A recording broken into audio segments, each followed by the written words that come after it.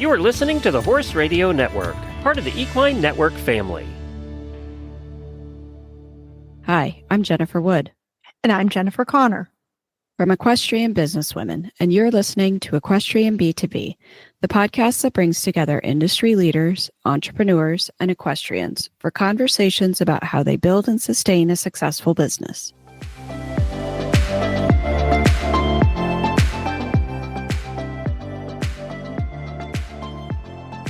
On today's show, we speak with certified life coach Krista Kehoe about her career change, monetizing her passion, and the 4-step process for regret-free decision-making. Krista Kehoe promotes and lives by the motto, stress less and ride more, so you can love your stable life in and out of the saddle. She is a life coach for women navigating the unique challenges of the equestrian lifestyle. With more than 40 years as a rider in various disciplines, Krista specializes in helping equestrians manage the stress that comes with horse girl life. This includes the fear of tough conversations with trainers, veterinarians, or family members who may not understand the demands of riding, the overwhelm of balancing riding, work, and family, and the self-judgment and perfectionism that can hold riders back from reaching their goals. Krista's practical mindset strategies help equestrians manage stress, build confidence, and create a more intentional and fulfilling life. By creating space for clarity and growth, Krista helps riders build a life that reflects their true values and passions, both in and out of the arena. After 20 years as an educator, Krista became a certified life coach to combine her skills with her lifelong love of horses. Today, she focuses on helping equestrian women live with confidence and balance. When she's not coaching, Krista enjoys riding her 2 horses, Vito and Chico, playing with her Australian shepherds, Hazel and Jarvis, or spending time with her husband, Kevin, and son, Jack. Whether caffeinating, connecting with her community, or finding inspiration outdoors, Krista is passionate about helping equestrians thrive. Hi, Krista. It's so great to have you join us today. I'm really interested to hear about your business and how you help people and different clientele in your business. It was great that you reached out, and we're excited to talk to you. Thank you. I'm excited to be here. This is going to be fun. Yeah. Can you start out by telling us a little about your journey and what inspired you to focus on coaching equestrians? Sure, I'd love to. So as we were talking just before the show, I grew up in Spring Grove, Illinois, which is kind of an equestrian community. And we got our first horse when I was 10. And we did it very much on a budget and a shoestring. Okay. So I kind of had the backyard approach to riding. I didn't get a lot of formal lessons, but throughout my life, I've had all these different stages with riding that have brought me to this point, like 40 plus years later, because I am in my 50s. So, everything from like riding stock horses in my backyard to eventing, and then riding hunter jumper for a little bit in my 30s when I became a mom. Gosh, I'm like, there's just so many different facets of the riding that I've done. I was also a working student in New Zealand when I was 27, and now I've just focused on dressage in my 50s. So my experience and my kind of breadth of knowledge about the horse world is pretty deep, but I've been an amateur the whole time, and I relate to the problems that amateur equestrians have. Like, and let's be honest, you guys, like when you go to a party or when you're out with friends or whatever, and there's a horse person, who do you want to talk to? Right. Yeah. So I was a teacher, a high school biology teacher for 20 years. So this is a second career for me, and I get to do exactly what I want to do. So I took everything that I've sort of specialized in through my life, and I just thought, how can I be aligned and continue to make a difference? Because I've always loved helping people reach their full potential. That's why I went into teaching, and it's why I left. And, that this was a way for me to connect with people who I relate to the most, but bring all of my skills to the table in a way that can help, not just teaching, right? But like I went and got certified as a mindset coach and then just melded that all together. So I hope that answers the question. Yeah, that's amazing. You know what I think is funny that you say that, we want to talk to other horse people. I was recently at at Podfest, and there were a lot of non-horse people there, and they wanted to talk to me because they find it so interesting about horses. Like it's a world that they have no idea about, and they're just like, "What? They do what?" And so that's so funny. Yeah, and I love that you say that. Like, here's the thing. We could go get help from lots of different people, right? We can talk to people and get motivation, but if they don't understand your equestrian dimension, it's pretty hard for them to give you advice or to help you find your center, right? Like this runs deep. Yes, I always joke around because my finance guy and my accountant are both horse guys, and they're like racehorse junkie guys. And I'm like, I don't know if that's good or bad that I have them, but like they understand. They don't really tell me no. Right. Oh, are you giving me permission to do this way? Yeah. Right. Okay, good. I call them her enablers, not necessarily yes. I'm her finance guy. Like, you should probably be telling me no. Like, right. I get that. Absolutely. Yeah. That's so cool. Oh, and how do you think that your role as like a biology teacher has helped play into this? Oh gosh. Okay. So first of all, I understand just enough about the brain science to be dangerous, right? Right. So and I'm naturally interested in the science behind why we do what we do. So I think I've always kind of leaned that way. Like, what gives us motivation? Like, why are we doing things? So there's that. But also, really, you're jumping a little ahead because being a teacher for 20 years is my unfair advantage. So now I'll get to pick a different one. When I work with my clients, of course, I'm looking to find out, like, well, what are the sentences in your brain that are either helping you or holding you back? Like, how are they showing up thematically in your life? It's like a riding instructor watching you ride, and they're like, hey, your outside leg is banging against the side of your horse. You're like, I didn't even notice. Right? I'm the one noticing the sentences in your brain that are causing you to show up in life, like fighting yourself. Okay. And that's the part where I understand it, but then I have to be able to teach this stuff to my clients in ways that aren't boring, right? Like I spent 20 years selling my students on understanding biology. I don't need to sell my clients. When they work with me, they want to be there, which is beautiful, but I have to make it interesting enough and create enough good analogies that like it makes sense. And then it's easy to implement the new stuff. Yeah. I can imagine it's also a lot easier, well, in some respects, to be working for yourself in doing this rather than under the bureaucracy of the education system. Oh, this is so much fun. Right. Yeah. Like I loved teaching when I went into it in the beginning, but after 20 years, I was certainly ready to like be able to make more empowering decisions about how I spent my time. And it's beautiful to be able to work with people who are like wanting to show up for things, right? To convince them. So yeah, I mean, it's pretty amazing. Right. This is my cherry on top. Yeah. And, a lot of people kind of think, oh, I'd like to do this, and oh, I'm going to do this. But when did you really realize, oh, I can actually make a living doing this? I can monetize this passion for helping people, and specifically equestrians. And is what you do now with the life coach your primary source of income? Okay, so I'll answer your last question first. This is a second career, and we have another family business. So this is the second income. And then what was your first question? How did I monetize? Like when did you realize like, oh, I can do this for money?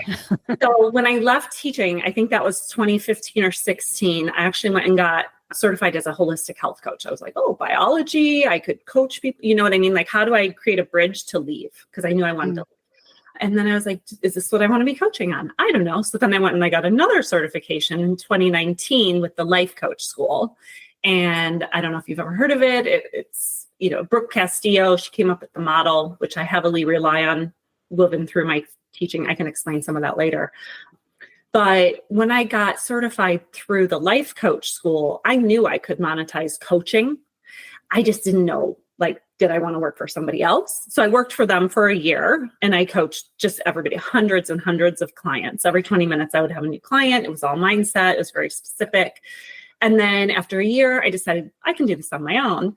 And that was like, oh, I have to actually market this and I have to figure out, like, what's my business plan and how's this going to work? And I was coaching in a general way, like general life coach for women. Then I was a life coach who really dealt with perfectionism. And then in 2023, I had a pivotal life moment. Like I said, I've had horses for 40 plus years. And in 2023, I had a racehorse off the track who I'd been eventing. We'd gone to Ocala a couple of times, just novice level. Like I always say, I'm an experienced lower level rider, right? Done it for a long time. That's okay. Yeah. But he was like, I'd call him my heart horse, even though I've now had, I think, 14 horses throughout my life. Just absolutely adored him. He would try his heart out for me. And he kept having these health issues that I couldn't quite get a grasp on and solve. Like, it was like we would solve one thing and then another would pop up. Like, he had a respiratory thing and he was on a nebulizer, and then he had EPM. And then, I mean, it was like one thing after another. He was a roarer. I got him the surgery. And, we were just really facing like, okay, well, what is next? And I was working with multiple veterinarians in multiple states. And it was literally through this very painful process that I was like, equestrians need what I do with mental coaching. Like, because I was coaching myself. And of course, I had external coaching as well for my mindset. But I had to figure out what I was going to do. And that is when I developed the 4-step system to regret-free decision-making, which I call the half-halt system for equestrians. But I mean, sadly, I made the decision to euthanize him under the direction of a veterinarian. And it was very difficult. And that was the moment when I was like, I need to be helping equestrians. Like, I get the full gamut of what we go through from start to finish for years and all different phases of our lives. And I knew if I needed that kind of support, there were other women like me wanting that support. Yeah, Jen knows I've almost had mental breakdowns over a couple of horses in my life that like broke my heart from, expectations that I had for them, and it didn't pan out like it's in a timeline that I had in my head that it should pan out. So I completely understand where you're coming from in that. Yeah, and he was 8, you guys. So like in my head, I was like, this shouldn't be happening. And right. This isn't right. And, you just can't. Anyway, so that was the moment, right? I credit him, honestly, his name is West. I credit him with like propelling me into the equestrian world as a life coach, and that's kind of where I pivoted to. And that's how I got here now. Right. But it's been a really like long, full road. So you said that you were coaching for somebody else, but then when you went out on your own, did you actually come up with a business plan and have an idea how you were going to market and grow? Yeah. So I actually hired I hired multiple different business coaches at different points. And I worked with different people who had, different approaches about how I should do things and try things. And I thought I was really going to go the route of like big social media, right? Like really get big on social media, like really focus my effort there. And it just wasn't, I ended up deciding I wanted to do more word of mouth, more personal touch. Who knows? At some point I could change my mind, right? But what has led me here has been really like referrals, or people are like, oh, well, did you know Krista Kehoe is actually a life coach for equestrians? Like, right. She can she already knows what you're going through. You don't have to re-explain all of that. What kind of clientele is like the ideal for you? And does it have to be women? So my ideal client is a passionate, high-achieving equestrian woman who really wants riding to be a central part of her identity. Already is. So she relates on that level. And she's probably looking to solve some kind of stressor in her life, like with a relationship or time constraints or conflicts, right? Or she's going through a transition in her life where she wants to make the right decision. It might be a career change, might be a move, might be like, oh, I'm retiring or starting a second career. And she wants to be aligned and clear. So that is generally who I work with. But also, all of the regular problems that equestrians have pop up. Like maybe she's really perfectionistic and judgmental about herself and how she shows up in public or when she's like showing or performing, kind of fear of that feedback, fear of failure might be showing up for her. But on the outside, to everyone else, she looks pretty confident. Do you also deal with people who actually have businesses, like not just like riders, but business owners? So I coach a couple of women, actually two that I can think of offhand, who have businesses. One is an equestrian business. One is a different kind of a business, but both are equestrians. I think it's really funny when you said before that, like the way you think about the habits when when you're doing habits and there's things that you tell yourself. It's so funny. Every morning I've realized lately, I wake up and the first thing I think about is whether I had enough sleep last night. Like, it's become a habit to be like, did I sleep well last night? Oh my gosh, what am I how am I feeling different than I did? Like I didn't even realize it till you said it. And I was like, oh my God. Yeah, that's my brain, like every day asking myself. That's the first question I ask myself.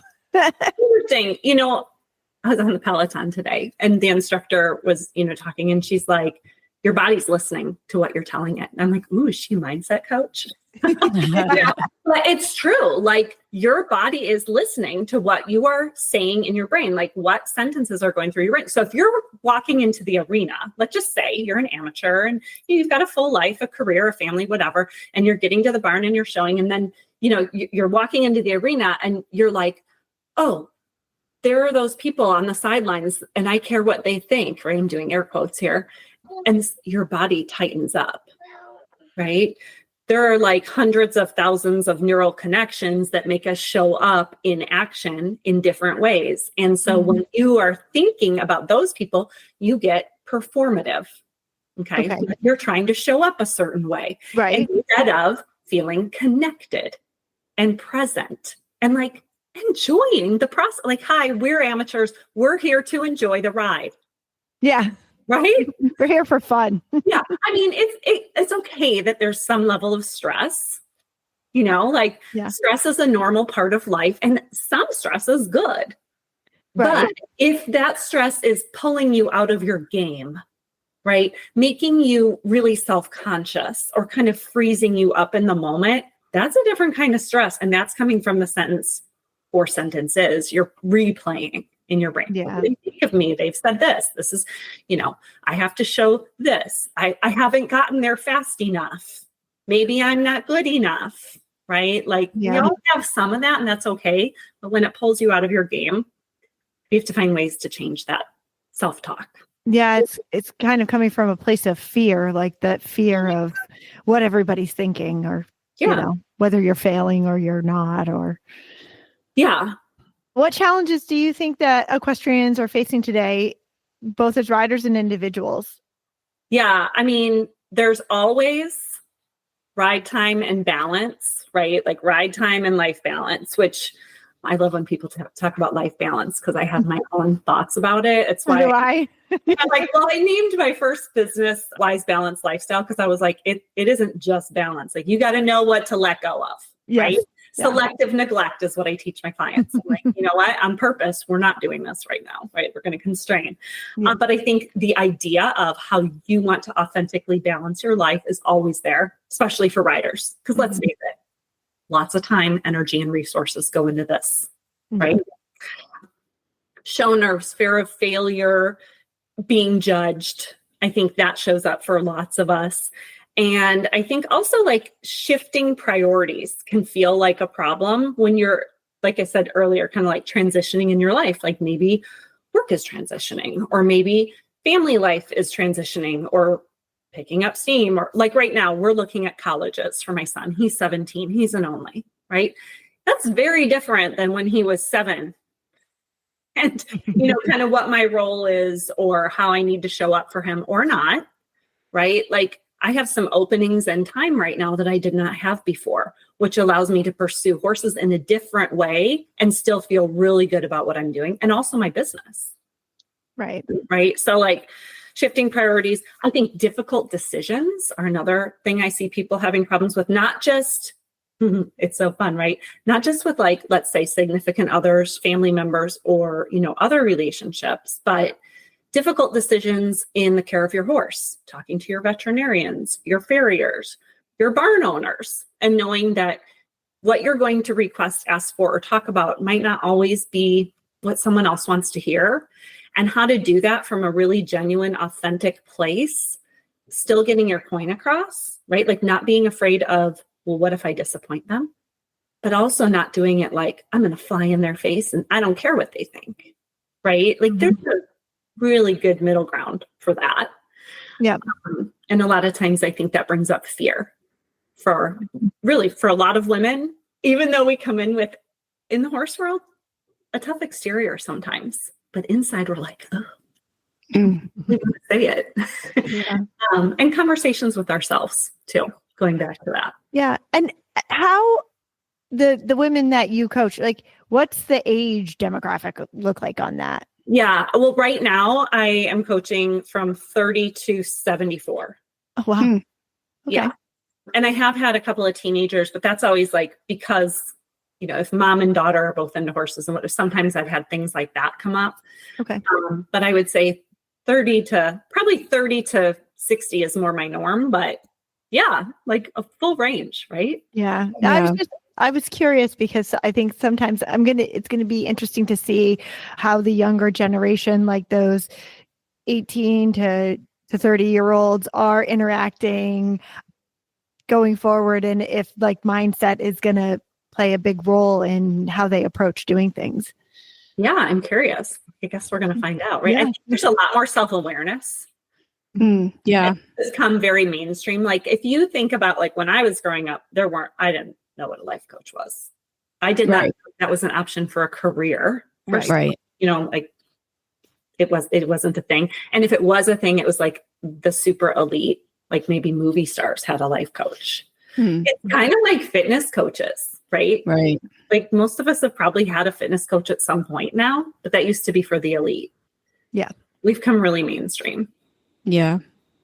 I think it's interesting of the point that you made about like talking to trainers or veterinarians or something, especially if the riders that you're dealing with are amateurs, because, you know, you're coming to the perspective of talking to experts about something, but as an owner, most likely, of the horse and as a client. So, you know, you're paying these people a lot of money and they're working for you. And I think a lot of times you're in this weird power dynamic where they feel like they should be making all the decisions. And really, you're the client. You should be making the final decisions. And then how do you get that across? I feel like people are often in a place where they feel like they can't really say what's on their mind or feel like they have that decision-making power. Or have they're torn, right? Like on one side, they have the belief of I'm the paying client. And on the other side, they have the belief of like, these people should be able to tell me what to do next. Or different people have these different thoughts about it, right? How do you navigate that? Yeah. Right. And hopefully you're with somebody who's honest enough to be giving you the correct information. Yeah. But and I that's not always true. Right. And I think too, sometimes we second guess ourselves or we don't have the confidence. We're like, oh no, like I know this, but do I step on their toes? I'm just an amateur. Yeah. Like, do I advocate for myself and my horse, or do I just let it play out because, you know, that's what the expert said? These are real scenarios, you guys. And I'm glad you're touching on it because it's a really sensitive topic in the equestrian world, right? Mm-hmm. Yeah. Like Jennifer Wood, I'm like directing my questions. Yes. I missed a part of something that you said there, but something about, can we trust them? Yeah. Right. And, you know, we as amateurs, if you don't own your own barn, you're not doing all your own veterinary work and all your own farrier work, like, which you're not, it takes a village, right? Mm-hmm. You're going to have to navigate these different relationships. And something that you just said reminded me, like every relationship, the quality of it actually comes from the thoughts you have about that person. People don't often think about that's what your relationship is. Okay. Right. And so if you're thinking, I can't trust this person, or let's say you've had multiple events in your life where trust has been broken, okay, that happens, you might get into a pattern of, I don't trust people as your MO, right? And that could be like the primary sentence going through your brain a lot of the times when you're on autopilot. And then think about what kind of a dynamic that sets up in your relationships. Now, that being said, you may not be wrong, right? There could be certain situations where you can't trust somebody. And so then we have to figure out like what's safety for you, right? And how will you know when you can trust someone? Or what are the questions you need to ask? Or what are the conversations that you've been unwilling to have that you can have now, right? And so this is kind of a ball of yarn we're unraveling here, but that would be like a problem a client brings that we start unraveling. And we're like, oh, this is why you're thinking that. And this is what's making you feel terrible in this relation. You're feeling backed into a corner and defensive, for example. How do we solve this? Because some people are like, well, just leave, right? You see this on like horse forums. Yes. Right? People will like post a question. And then we get like 300 comments. Yeah. Like, and by the time someone's done reading the comments, they're probably feeling really kind of like overwhelmed. Like none of these comments are actually going to help me get to a solution, but everyone's got an opinion, right? But nobody's in your exact shoes. Yeah. So you got to go in and figure out like, okay, what's creating the pattern? And then do you want to solve the pattern, or do you know enough?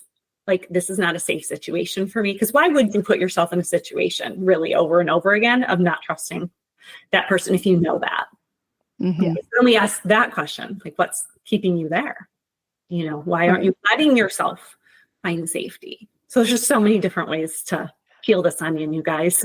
I know my brain's going a million because I'm thinking of all these different scenarios of, you know, people that I know who've been at barns and they've been to a bunch of different barns and it's like they don't trust a lot now because they've been screwed over through different times. But is it like the mindset of them going in that way, thinking, oh, I'm just going to get screwed over at this point? Or so many scenarios. It's like, or is it very interesting. Like the woman who just keeps choosing the bad boyfriends? Yes. Some of it, right? Like we do develop a dynamic because we're used to a certain energy, but that's why this kind of work can be so important too. It's like, all right, let's break the cycle, right? And what do we actually know for a fact? And then what decisions do we want to make from those facts, right? And like, you have to sort of think of it like, what energy do I want to live from? Like, do I want to live from not trusting all the time? It's really exhausting. Yeah. You know, or do I want to just know, like, there's a definitive point at which I don't trust, and then here's my safety path out of there. Yeah. You know, and there isn't always a perfect answer, but there's the answer you make perfect. Yeah. Yeah. So I've said this before. I had a teacher, a physics teacher in high school, who told me that you need to make a decision and make it the right decision. You don't worry about making it the right decision. You make the decision and you make it the right one. And also know that there could be a point at which you're willing to flip that decision, but not just on a day-to-day indecisive, overwhelm, confusion way. Yeah. It's like, no, I would need to have these pieces of evidence for me to change my mind. Yeah. Right. And so, because otherwise we live with a lot of flip-flopping, indecision. I call it decision fatigue, right? Because you're like making and repeating and living in fear, which PS is the job of your brain. Like if that does happen to you, there is nothing wrong with you. We're wired to look out for danger. So brain's trying to keep you safe. Okay. But is it squelching all your enjoyment? In some cases, yeah. And I think we've been kind of talking about the lessons that you teach for riding, or more for kind of in the barn situations, but it obviously translates to other areas of life as well. And kind of looking at our listeners as entrepreneurs, how do you apply some of these processes to their business and in a more business oriented way? So I think, as we were saying before, because our brains like to work on autopilot and we like to find these habits of thought, what you're learning in the arena or out of the arena can be applied in your business. Because if you're finding things like trust to be an issue, we got to figure out okay, what's generating that pattern? Is it valid? And a question I like to ask a lot of the time is, okay, if I'm seeing this and it's stopping me from, say, making a decision in my business or moving forward to the business plan I said I was going to move forward to, right? Following through on my plan, let's just say. Why? What am I feeling that's stopping me in my business? And not everyone knows this. Maybe you guys do, but your feelings come from what you're thinking, right? So if I'm repeatedly feeling this indecision or confusion or overwhelm or resistance, what am I believing about the situation that's causing that? Okay, so start there. And then, is that true? Factually, what are just the facts? Get to neutral. Sometimes we're like, well, they did this and that. Okay, well, what are the words that person said, right? Or what is the dollar amount in the account, right? Those are facts, right? And then we have a story about it that gives us the feeling that drives our actions. So I would say, the biggest piece that people could take back to their business is working with the mindset model of, figuring out what's stopping them or what their obstacle is. And then what's the thought in their brain that isn't letting them get there? And what's another option? And P.S., more than one thing can be true at the same time. I like to think of it like facets on a diamond, right? When you shine light through that diamond, you're going to have light scattering all different ways. All those things are true, right? But which thing do you need to shine the light on, or which thought do you need to lean into to generate the results you want? Is it more like putting your focus into one part? It could be tell me a problem that someone's having in their business. Maybe they're not showing up maybe they said they were going to start a podcast, or they said they were going to post on social media, or they said they were going to network more, and they're not. Mm-hmm. The question becomes, what is stopping you? Right. I don't have time. Oh, yeah, I don't have time. Okay, so then we do a time audit. Okay, well, where's your time going? Right? Because it might be, this isn't important to me, or I don't believe that it's going to create the results I said, or I'm afraid to do it because I'm going to be seen then, right? And that makes me really nervous. We got to kind of figure out what that general belief is that is a roadblock. And then it's okay, if we discover that the problem really is, I don't want to be seen, that's not true. You might be afraid to be seen, but if you started off saying, I'm going to start this podcast or do more social media, you want to be seen, right? But there's a problem you need to solve there. Are you willing to solve that problem? And I like to say that we choose the problems we're willing to solve in business, in relationships, with horses, right? I'll give you an example just from my personal life. I have 2 horses. They are 2 hours away. So it's a 4-hour round trip. Yeah. I do it 3 days a week. I treat it like a work day. I leave around 9 a.m. I get back around 5 p.m. 3 days a week, right? Mm-hmm. Now, some people look at that and go, you're crazy. What are you doing? Right? But I'm well, that's the problem I chose to solve. Distance, time, money. Mm-hmm. I knew I had the resources to solve those at this time in my life. That is not the right answer for some people right now, if those aren't their resources. Right. When I was a teacher, I did not have the time or the money. And there's no way that would have been my solution. But where I am now, access to a dressage trainer is very hard. Access to a heated barn, very hard. I did not want to solve the problem of not having a dressage trainer or not having a heated barn in the winter. Right. Right? Yeah. So, but I could have told myself, I don't have the time. I'm not going to be able to have dressage horses now. Yeah. Right? Or I don't have the money. That's not true. I had to look at the numbers. It made me real nervous. Mm-hmm. Right? I'm okay, but what's the truth here? What's the way to look at this? Okay. Yeah. I kind of did that with a personal trainer for me. I've had a personal trainer now for a couple of years, and I always thought that was something, like you said before, it's for the wealthy people, and I couldn't, and I didn't have time and all these things. And I just made it happen. And I treated myself, and 1 month turned into 2, 3 to almost 2 years now. And somehow the numbers have worked themselves out and aligned so that I can continue to do it. Right. Because you changed your belief and you decided it was a priority. Yeah. And I love it. And I don't ever want to give it up. I mean, it's amazing. I've gained so much from it because I feel like I'm accountable to somebody. I like that feeling. And so I show up and I do it. And when I'm away, I've started where now I really enjoy spending time in the gym, even when I'm on vacation, as I took the time out of it because I enjoyed it. Absolutely. It's the same thing hiring a life coach.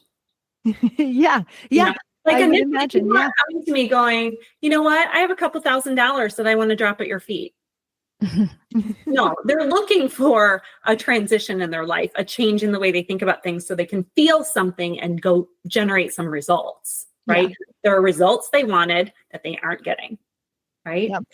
And once you start getting those results, you're like, oh, actually, like you were maybe getting some biceps or, developing cardio, right? It's the same thing. It's a different skill set. Yeah. Same thing with hiring a trainer for your horse, right? Or going to clinics or taking lessons. We're just learning different things and applying them in different ways. Yeah. Yeah. For a while, I was telling myself, oh, well, I don't have the money to pay for a trainer and, this barn or that barn. And then I really looked at it and I was like, you know what? It's not that I don't have the money. I am unwilling to spend that amount of money to send my horse or to train at that level or to compete and go in that direction. So maybe I need to take a step back and figure out, if I'm ever going to become comfortable with it or not. But it's not that I don't have it. It's that I didn't want to spend it. The way that you were thinking about your money was not going to facilitate that decision. So you changed the way you thought about it. Yeah. Right. And that can be really uncomfortable. Oh, yeah. It is.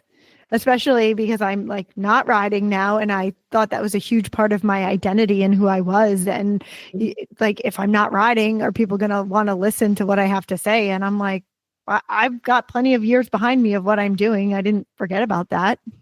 And I love what you did there, though. You answered the question, because here's where a lot of people generate more self-doubt. They'll be like, well, will people really listen to me if I'm not riding, as the example, right? And instead of answering it, they just like send it out to this echo chamber. Okay. So the way to get past that oftentimes is to go, no, like I'm going to answer. Why would people listen to me even though I'm not riding right now? And then you develop some certainty for yourself or you wouldn't be here. Yeah. Right. You'd be like, yeah, I'm out. You're going to have to find another partner. Yeah. Yeah.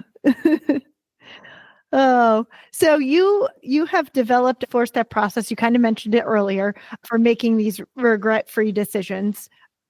How did you create that framework? What inspired you to create that framework? And how does it impact the people you work with? Yeah. So making decisions, honestly, is the basis for moving toward any result that we want. Like, let's face it, you're going to make some big decision in your life, and then it's going to direct the rest of your actions kind of on a daily basis. Right. So we've got to get good at making decisions that align with who we want to become. And I think, I just had a friend call me the other day and she's like, help me make this decision. She's thinking about going back to work. Right. And she didn't have my protocol because she's not my client. I ended up giving her the protocol after we talked, but she was making this decision from like a pro-con list, which is fine. Like a lot of us start there, right? Like, well, here are the good things about going back to work and here are the bad things, right? Here are the problems. Or, she was asking around, what do you guys think? What did you do when you got to this point? Her son had gone off to college, right? And so kind of that, finding a sounding board is how people answer their questions and make their decisions. And I told you guys earlier, I had that heart horse West and was facing really dire health issues with him and had to figure out what was now. Like I've tried, all these things, now what? And so I was like, okay, I need to make a regret-free decision because I don't want to live with remorse about this if I have to choose the ultimate, sacrifice for him. But also I'm like making myself crazy over here. So that was kind of how I knew I needed a format, and I couldn't find anything, like nothing really concrete. And I was like, okay, then this is going to be one of the things I offer my clients, And so the 4 steps real briefly are: step 1, you identify the gap. And you do that visually. Do you guys kind of think in videos in your head ever, like a movie of your life? Sometimes. Okay. I do. And some of my clients do, and some don't. Some are more like think in words or think in story. Yeah. Or I think in pictures. yeah, pictures. So that's fine. Like however it is that you like to visualize your future. If it's a movie reel, great. If it's a picture, great. If it's words, great. But think about, okay, like if I could solve this problem, what might be the way it would look in the future? Okay. What could that be like?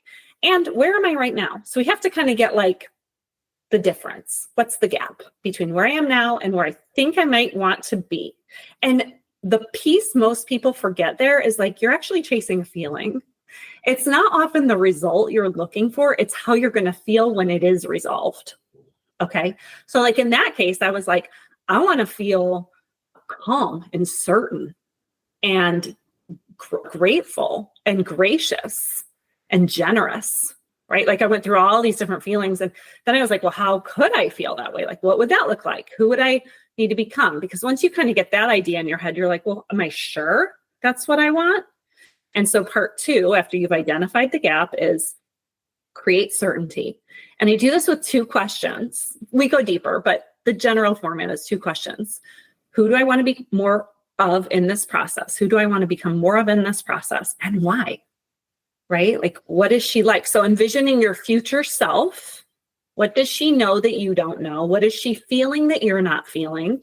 What is she doing that you're not doing or that you are doing now? So just kind of like envisioning you. And this is going to be the development of you.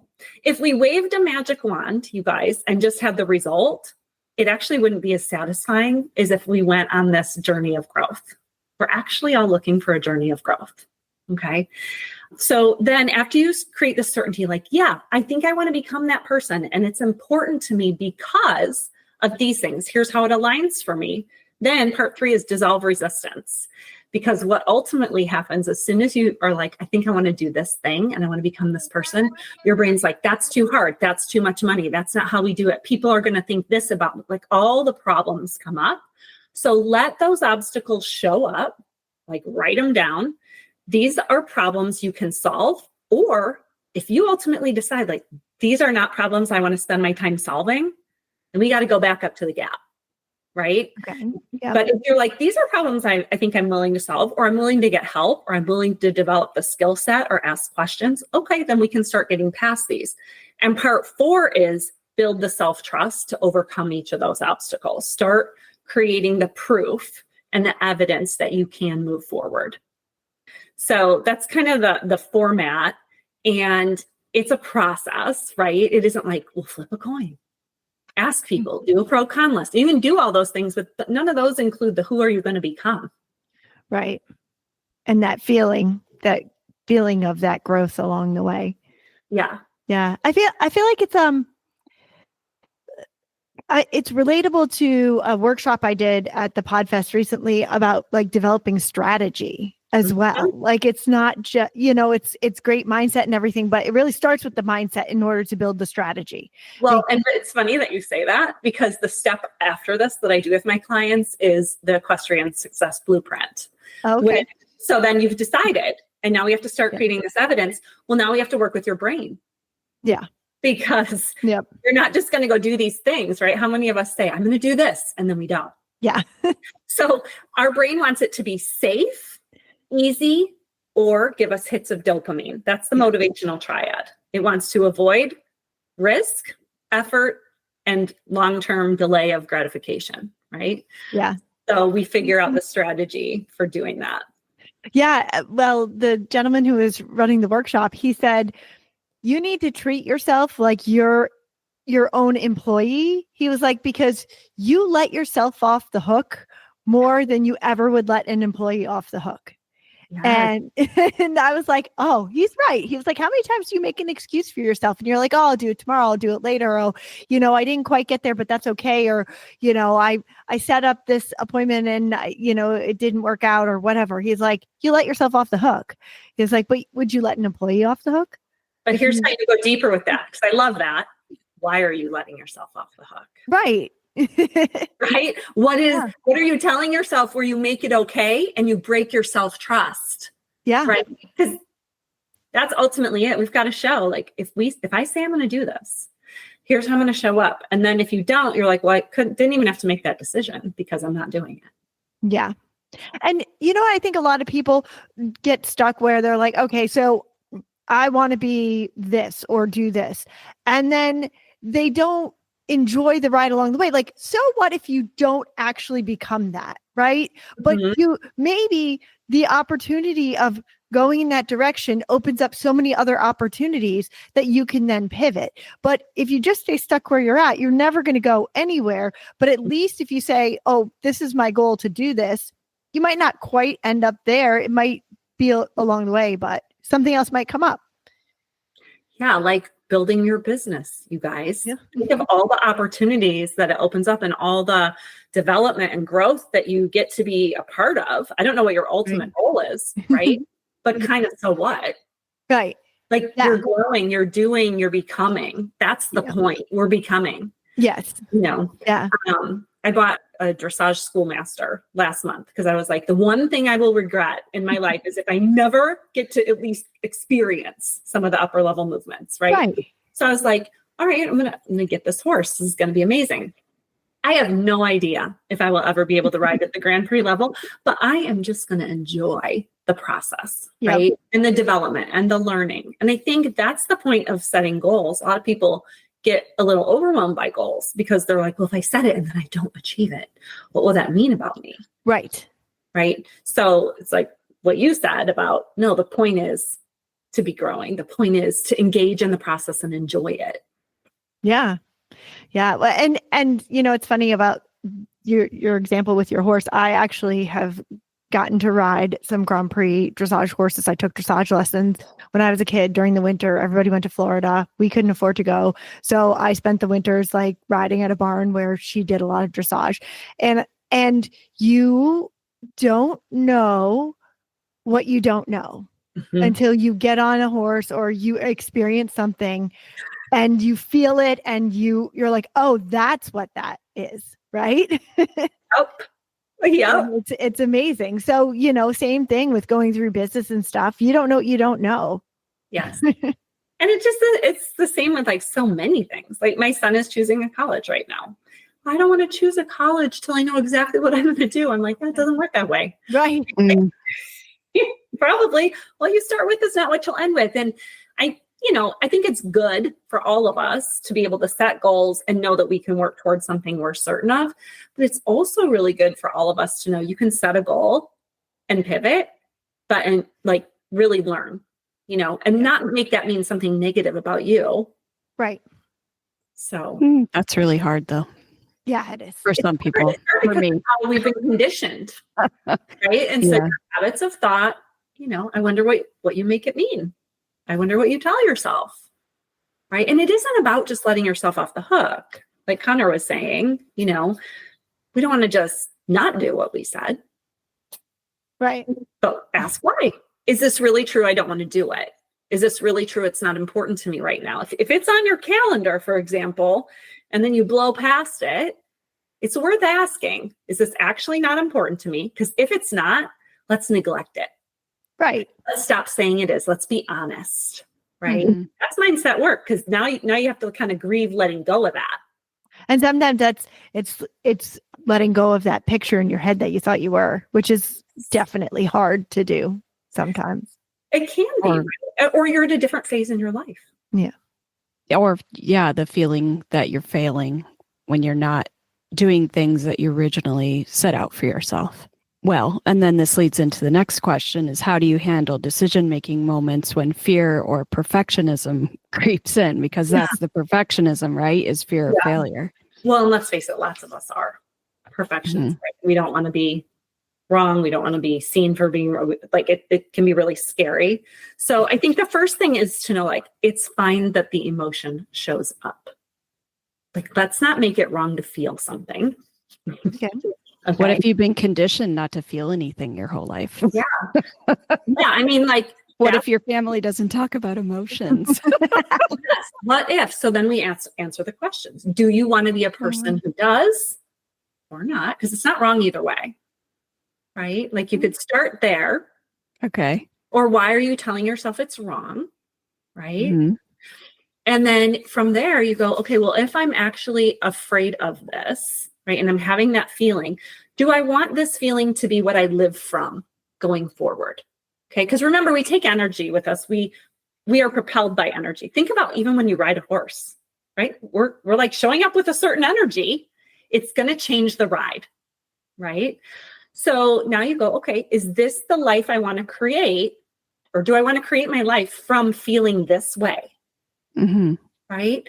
And if not, it's not just a quick fix. It's not like we just swap into toxic positivity and go on our merry little way, right? You got to figure out, like, where's the feeling coming from? It's always from a sentence in your brain.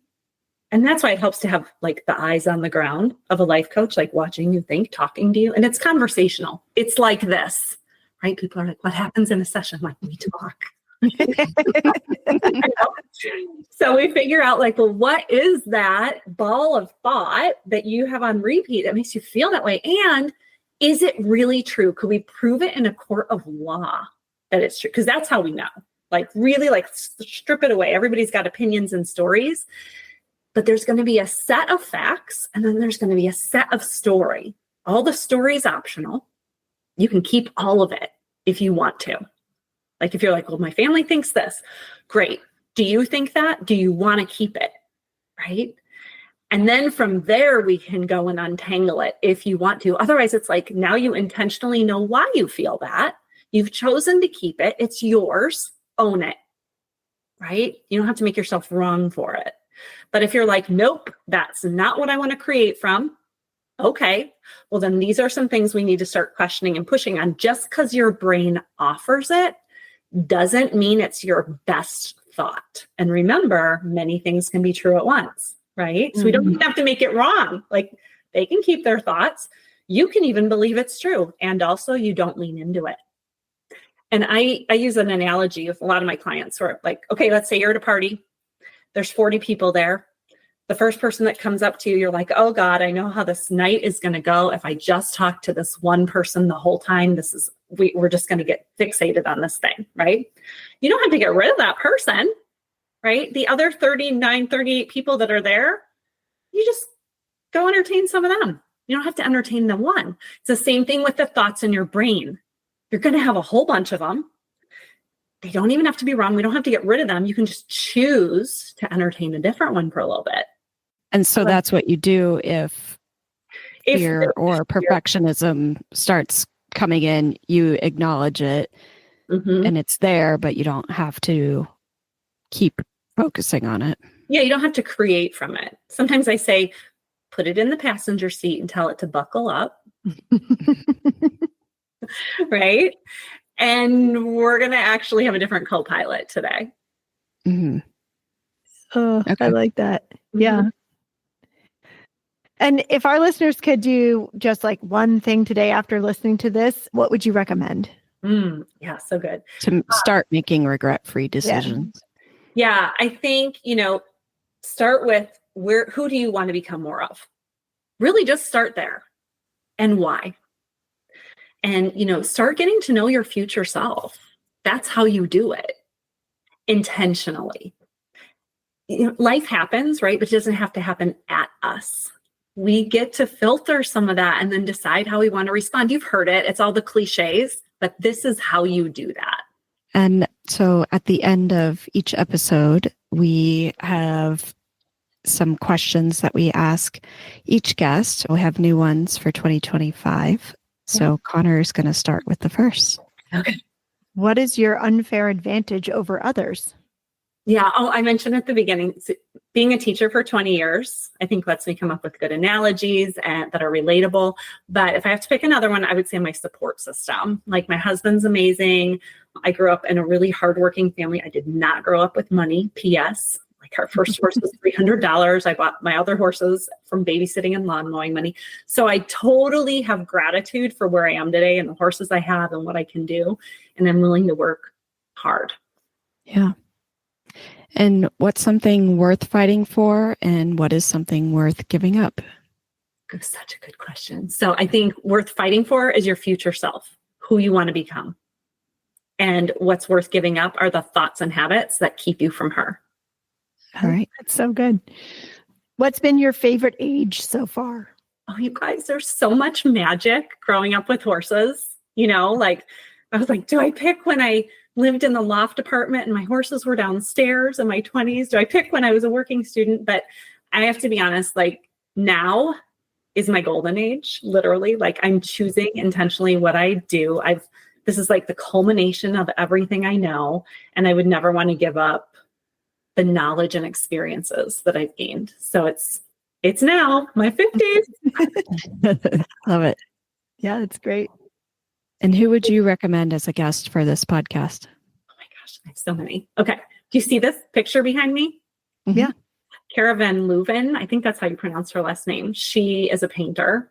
And like this painting, I think is amazing because it's a map, right? And then there's this dressage horse. I'm like, this is my life. Like I am driving to my dressage horses all the time. Like it's roads and horses. But I think she's Cara VL on Instagram and Facebook, and she's an amazing artist. She's in the Florida area. I've got another one of her oil paintings over here. Like they're like everywhere I can put them. And I think she would give an amazing interview, but I have a second one. Can I share? Yeah. Mm-hmm. Okay. Angela Rawolf is a young up and coming, she owns a marketing agency for equestrian athletes and businesses. And she'd be another one, Angela Rawolf. Okay. Great. Yeah. Yeah. Awesome. Yeah. So fun. Thank you. Yeah. Thank you for everything today. It was great talking to you and learning more about what you do. And I think so much of what you shared will really help people and kind of get them to start thinking about, how to move forward, not, personally, but I think it could really help with businesses as well. And kind of, like you said, thinking about your future self and your future business. Yeah, absolutely. Yeah, I love it. I love mindset stuff. So this is my jam. Super fun, right? And just like really empowering. Equestrian Businesswomen is returning to the Desert International Horse Park in Thermal, California for the 2025 EQBW Networking Night Out on Friday, March 7th from 5 p.m. to 8 p.m. in the Palm Club. Tickets for the event include an expert panel discussion, networking exercises, wine and drinks, a gift bag, and a delectable dinner. The EQBW Networking Night Out will offer a wonderful opportunity for attendees from a variety of disciplines and types of businesses to meet, mingle, talk, and listen. The event helps women make connections, provides them with resources, and creates a community to foster professional development for successful, fulfilling businesses. Get your ticket today and join us at the EQBW Networking Night Out at the Desert International Horse Park on March 7th. Buy your ticket today at eqbusinesswomen.com. I really enjoyed speaking with Krista. I liked the way she approached things, and I like how she had, for everything that she mentioned, she kind of had a real world example to pull from, or she could like give an automatic example to explain what she was talking about. That really helps me, because sometimes I feel like people that are in positions like hers just kind of spout a lot of words, and I never really understand or connect with it because I don't feel like I can apply it in any way to myself. And with her, I truly understood what she was talking about, because she said, this is what I'm saying and this is how you apply it. Yeah. Like all those self-help books and type things like that. I'm like, this is stupid. I can't do this because you're not telling me how to do it. Right. Yeah. And she gave relevant real life scenarios that are relatable to everybody and kind of break it down. And I mean, my brain goes like 150 miles an hour when I speak to somebody like her, because, what I thought was super interesting is when she asked, do you see your life in as a movie or in words, or like, I definitely see my life in pictures. And so I don't know if that's like, it's interesting because I've never thought of thinking about it any other way. Like I think that made me step back and think, oh, okay, like that's why I think about it this way, because when people say something, a picture flashes in my head. Mhm. And I'm assuming the way a movie flashes or like it's words coming up for some people. It's just so Mhm. interesting that she said that, but it made me be like, oh yeah, like that's how I think and that's how I relate. Yeah. I'm kind of a combination, I think, of pictures and words. Like if I can't find something, I always can picture where it was. Or when I think of something I read, this was back when I read actual books and not Kindle. I can remember like where on the page it was, Yeah. like a sentence or something that I remembered. But yeah, that was interesting because I don't think a lot of people stop and consider how they think. No. And that might have an impact on how you're absorbing information. For sure. Yeah. And I think a lot of people, maybe if they don't think about it and don't realize that they, retain a lot more information if they hear it, and they would do better to listen to something on tape than they would to read a book about it. Right. Whereas I'm the opposite. I don't retain anything I hear. That's why it's really good if people want to tell me gossip, because I never remember it. And I never tell anyone else. But note to self, don't post your gossip on social media forum because you're going to remember that in your mind. You're going to see the picture of it. That gossip, don't email it to me or text it to me, because then it's there. Yeah. No, I think that a lot of her examples are towards like riders and whatnot. I think that it's definitely relatable to business. I think that it's something that we could use.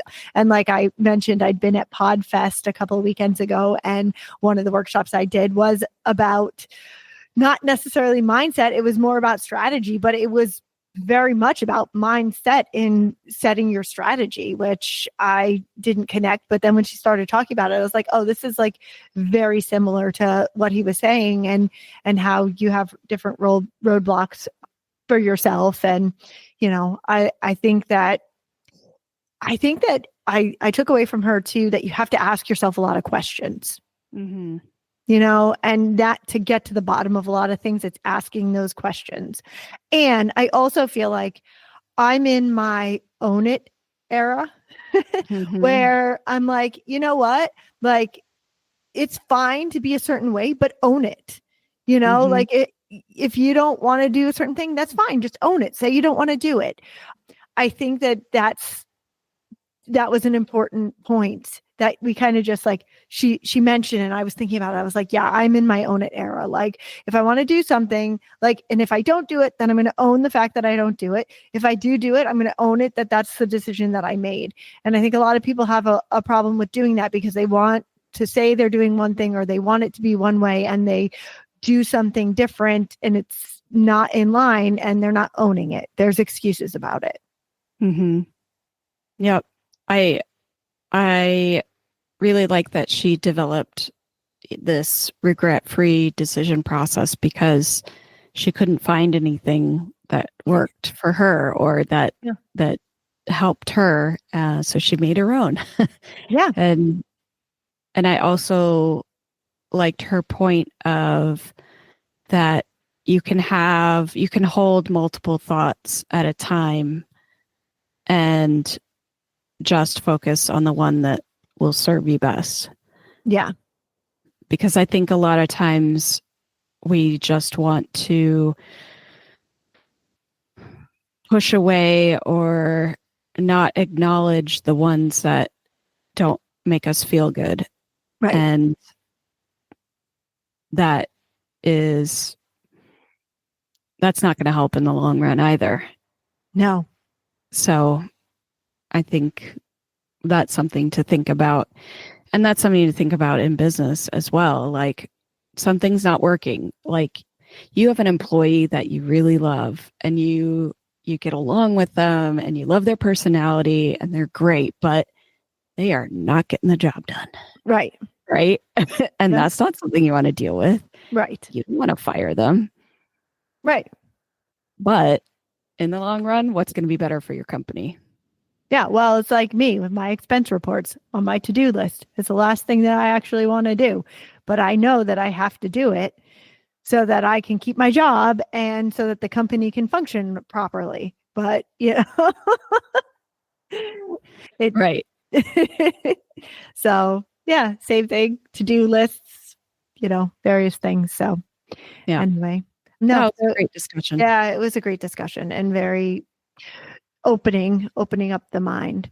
But we've got a lot of planning to do for future events. So we're going to find the links to today's guests and the show notes at www.eqbusinesswomen.com. Equestrian B2B is out twice a month on the 1st and the 15th. You can find out more at eqbusinesswomen.com and follow us on Facebook and Instagram. Find Equestrian B2B wherever you get your podcasts and be sure to follow, subscribe, and leave a review. Now, go make a clear decision.